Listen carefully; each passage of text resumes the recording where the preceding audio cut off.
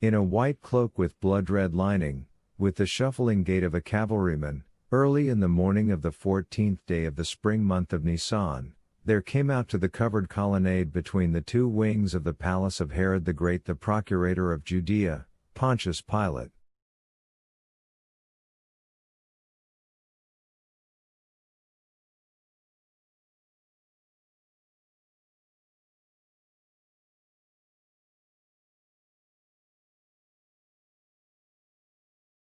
More than anything in the world the procurator hated the smell of rose oil, and now everything foreboded a bad day, because this smell had been pursuing the procurator since dawn.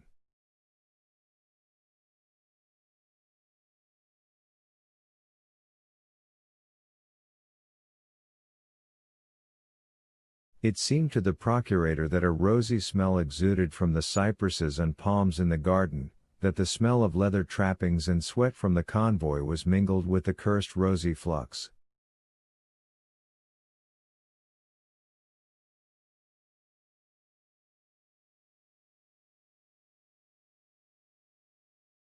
From the outbuildings at the back of the palace, where the first cohort of the 12th Lightning Legion, which had come to Yerushalayim with the procurator, was quartered, a whiff of smoke reached the colonnade across the upper terrace of the palace, and this slightly acrid smoke, which testified that the century's mess cooks had begun to prepare dinner, was mingled with the same thick rosy scent.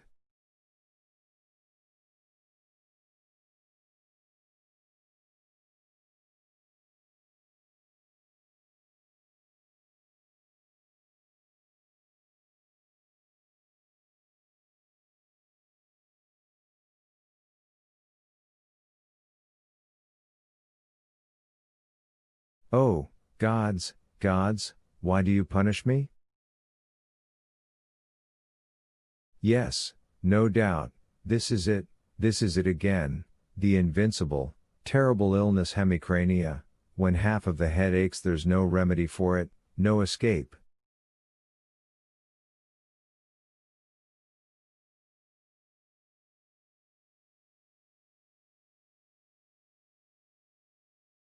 I'll try not to move my head. On the mosaic floor by the fountain a chair was already prepared, and the procurator, without looking at anyone, sat in it and reached his hand out to one side.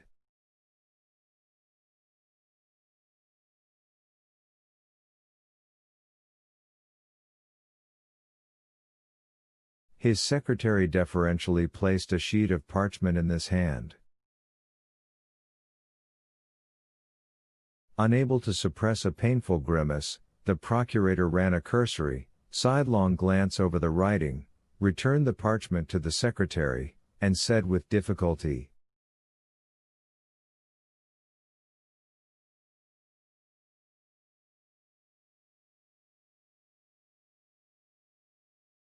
"The accused is from Galilee? Was the case sent to the Tetrarch?" "Yes, procurator," replied the secretary. "And what then?" "He refused to make a decision on the case and sent the Sanhedrin's death sentence to you for confirmation," the secretary explained.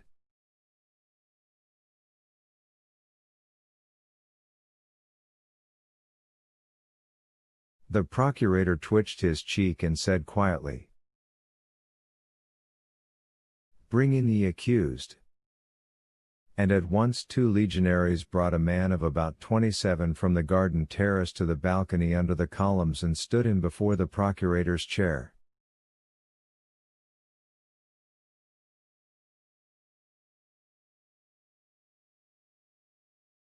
The man was dressed in an old and torn light blue chiton.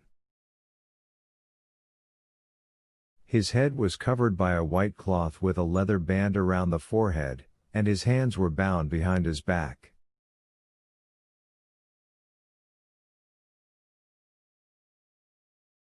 Under the man's left eye there was a large bruise, in the corner of his mouth a cut caked with blood.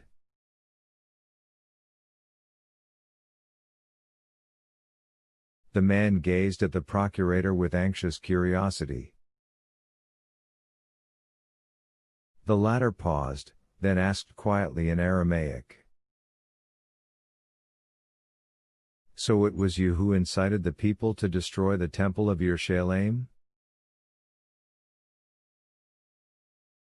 The procurator sat as if made of stone while he spoke, and only his lips moved slightly as he pronounced the words.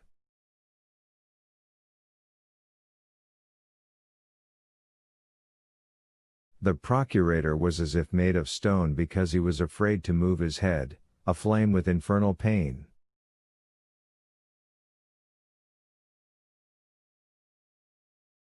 The man with bound hands leaned forward somewhat and began to speak. Good man. Believe me. But me procurator, motionless as before and not raising his voice in the least, straightway interrupted him.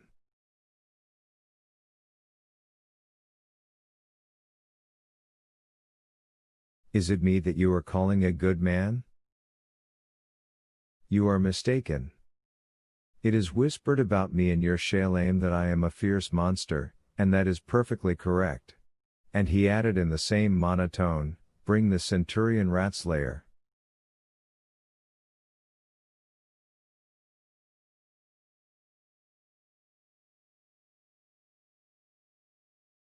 It seemed to everyone that it became darker on the balcony when the centurion of the 1st century, Mark, nicknamed Ratslayer, presented himself before the procurator.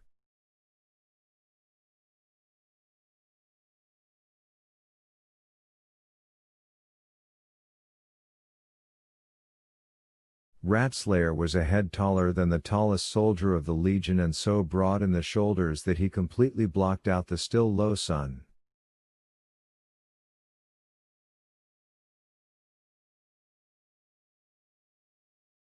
The procurator addressed the centurion in Latin. The criminal calls me good man. Take him outside for a moment, explain to him how I ought to be spoken to. But no maiming. And everyone except the motionless procurator followed Mark Ratslayer with their eyes as he motioned to the arrested man, indicating that he should go with him.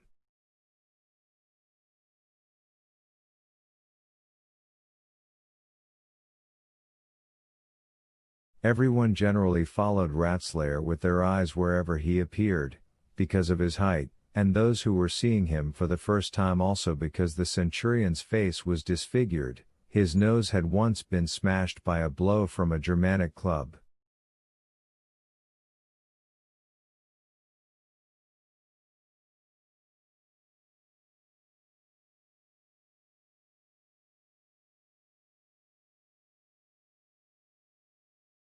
Mark's heavy boots thudded across the mosaic, the bound man noiselessly went out with him, complete silence fell in the colonnade, and one could hear pigeons cooing on the garden terrace near the balcony and water singing an intricate, pleasant song in the fountain.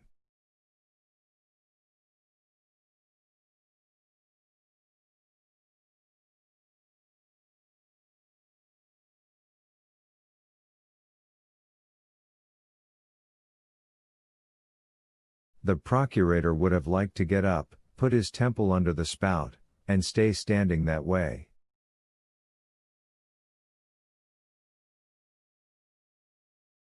But he knew that even that would not help him. Having brought the arrested man from under the columns out to the garden, Ratslayer took a whip from the hands of a legionary who was standing at the foot of a bronze statue and, swinging easily, struck the arrested man across the shoulders.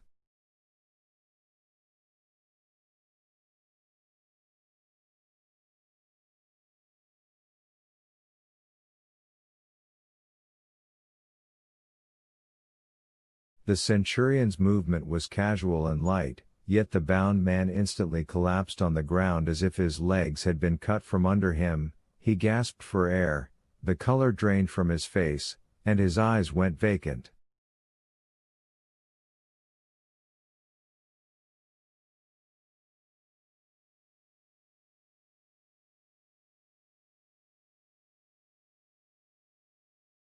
With his left hand only Mark heaved the fallen man into the air like an empty sack, set him on his feet, and spoke nasally, in poorly pronounced Aramaic.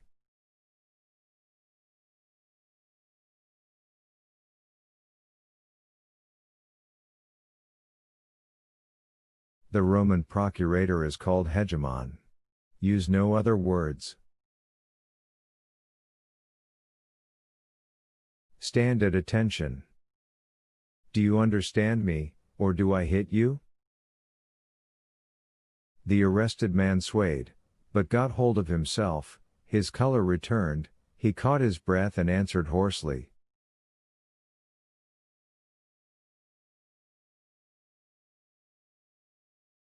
I understand.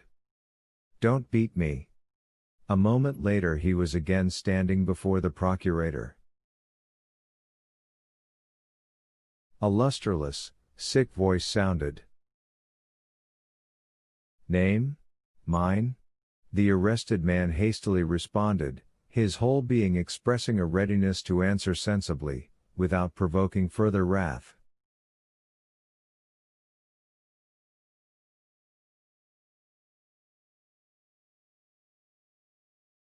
The procurator said softly. I know my own. Don't pretend to be stupider than you are.